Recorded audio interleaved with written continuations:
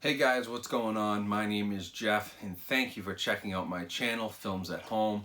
This channel is all about movies, collecting movies, reviews of movies, Blu-ray reviews, 4K reviews, and I'm going to do more theatrical reviews, top 10 lists, and all kinds of collection videos. So if you love movies, if you love collecting movies, definitely subscribe to this channel. I think you're going to really like it.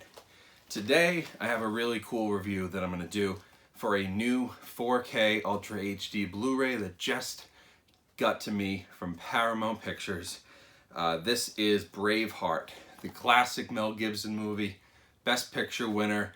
First time on 4K, Paramount is putting this and Gladiator out on the same date. So it's really exciting to check out two Best Picture winners in 4K, see how they kind of hold up, see how the new technology improves the movie, and how they compare to the previous Blu-ray release and if they're worth a pickup. So let's play the intro and get started with this review.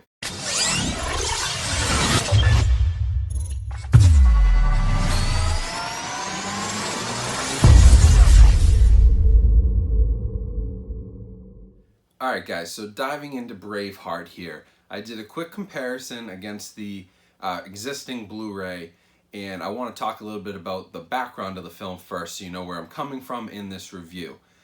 Basically, Braveheart was filmed in 35mm format, so that's how it was sent to theaters, that's how it was filmed. You've got a great source there. You don't have a digital negative that was, finished at 2K resolution.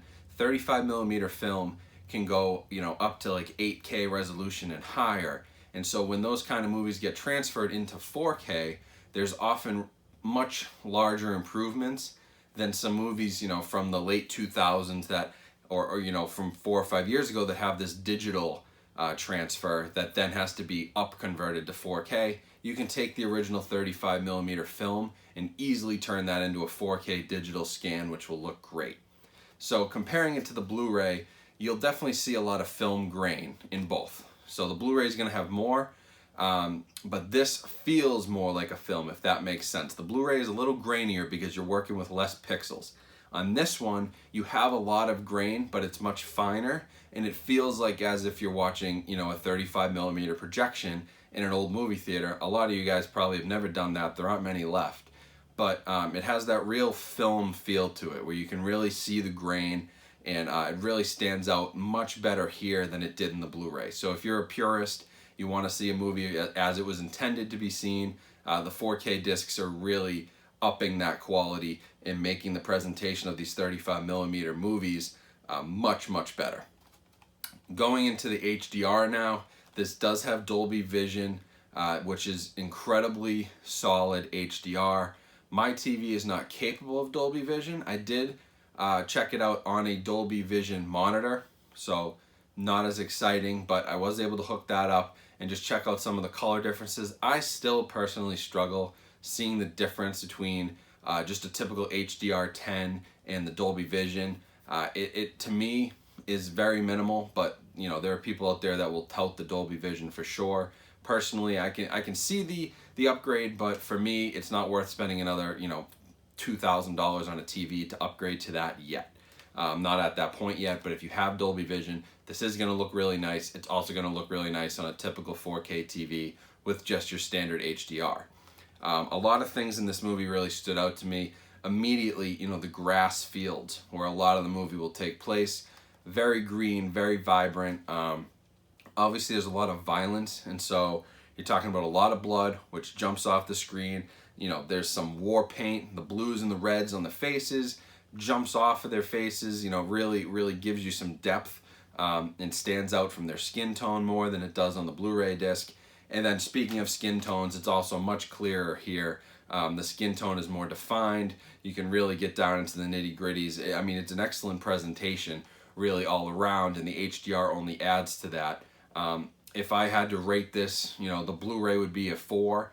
This 4K disc is a 5, and this is right up there with stuff like Saving Private Ryan that I just reviewed, and some of the best 4K discs that have come out. I have a top 10 4K video, so you can check that out for a bigger list.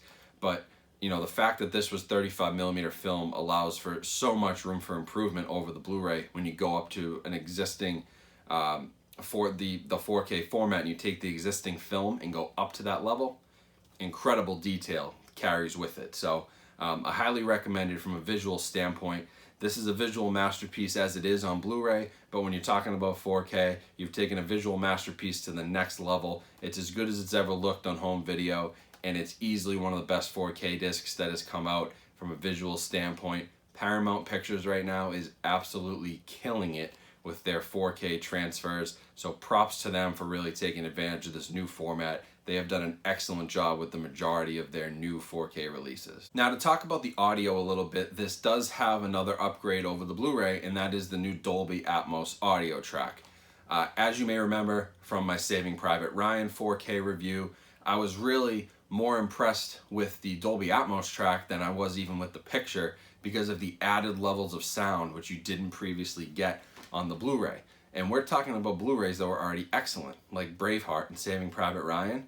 Their audio was incredible when they first came out, but now you're taking that next step with Dolby Atmos, which I have here with my height speakers. I have the Dolby Atmos set up, and so I get that full effect, and it is a huge upgrade. If you're an audiophile, if you're really into surround sound, and you want to make the most of your new system, you upgrade to Dolby Atmos technology, this is a great release to do that with. The added atmospheric, effects of overhead, left and rights are expanded. You get a much fuller sound field than you even do with the 5.1 track that's on the Blu-ray. So props to Paramount for upgrading not only the visuals, but making sure they took care of the audio as well. Makes this overall a very, very well done release. Highly recommended that you guys go grab this one if you've got the 4K capabilities or you're interested in the format at all and upgrading in the future. This is a great one to check out if you don't already own it and future-proof yourself by getting the 4K version. Now real quick on the packaging, as you can see, we're dealing with a pretty standard slipcover here. Front and back are the same artwork on both the disc and the slipcover, on the case and the slipcover. On the inside, you've got a 3-disc set, so you've got the 4K disc here, and then you're working with the Blu-ray, 2 Blu-ray discs. This has the feature film and some of the special features. Then there's another second special features disc. That's going to be the same as the standard Blu-ray, so there were no new additions to special features for this release. The only thing that's on the 4K disc is just the commentary by Mel Gibson. You're able to listen to the commentary while you watch the 4K, which is kind of nice. 4K still doesn't have a ton of special features just because who's taking the time to do extras in 4K? Not a lot of studios put the effort in, but a lot of them don't even put the commentary, so it's kind of nice to know that if you want to sit down and watch this, you can have that commentary track and yet still watch the 4K version. And then the rest of the special features will be exactly the same as the Blu-ray. So definitely, you can check those out online. Those special features have been out there forever. So you're not getting a lot there from that perspective.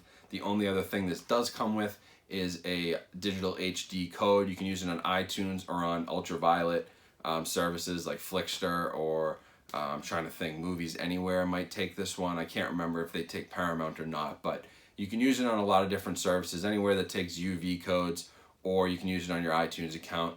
And as far as I have heard, I did give this code away to somebody, but from what I've heard and from past Paramount releases, that digital copy will redeem in 4K. So that's really cool to have a backup of this in 4K. Or if you have a friend who didn't buy the disc and he wants to watch it in 4K, you can lend him the disc or you could give him the digital copy and he'll be able to watch it.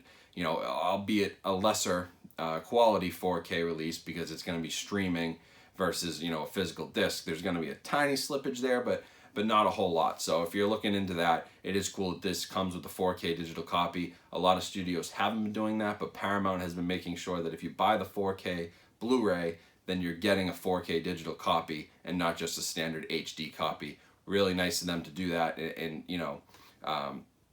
play that up, because a lot of the other studios, Lionsgate has a ton of 4K movies, no 4K releases on digital HD. So you're never going to get a 4K code with the Lionsgate movie. Universal's been the same way. Paramount's really the only one, and I believe there are a few Fox titles that have done that. So it's just kind of an added perk, something to note, but you are getting a little extra value out of this 4K disc. Alright guys, so that's about it. I really enjoyed this release. Got this in a couple days ago, finally found the time to sit down and watch it. Obviously it's a 2.5 hour movie. What is it? Almost 3 hours. I don't even remember because it's so long. But a really great release here, and I highly recommend that if you're not moving into the 4K format yet, if you're watching this review, maybe you're thinking about it, maybe you're on the fence, this is a great time to get into 4K. There are finally enough discs out there. There are hundreds of 4K discs already available. 4K streaming is available. I've heard that 4K cable is probably coming soon to some people, and obviously 4K stuff on YouTube and other places like that. The format is finally starting to take its true, full form here, and 4K discs aren't going anywhere. You got studios like Paramount still putting out stuff like Braveheart and Saving Private Ryan. Obviously, there's still a market for this stuff. People are still buying it, and there's going to be tons of opportunities to keep collecting 4K discs and upgrading your collection. If you haven't started a movie collection yet and you're a streaming guy, this is a great time to jump on board because these discs are top-notch quality. Can't recommend them enough for the most part.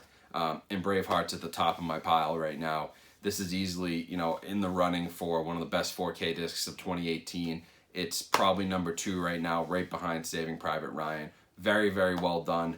Paramount Pictures, again, shout out to them. They continue to kill it. And this is a great disc. Highly recommend picking this up. If you can find it in that $20 range and you don't mind double dipping maybe if you already have the Blu-ray, well worth it. If you don't have the Blu-ray yet or you don't own this movie and this is going to be your first time buying it for $20, this is a steal. You're getting Blu-ray discs, you're getting all special features, you're getting a 4K disc, and you're getting that digital copy.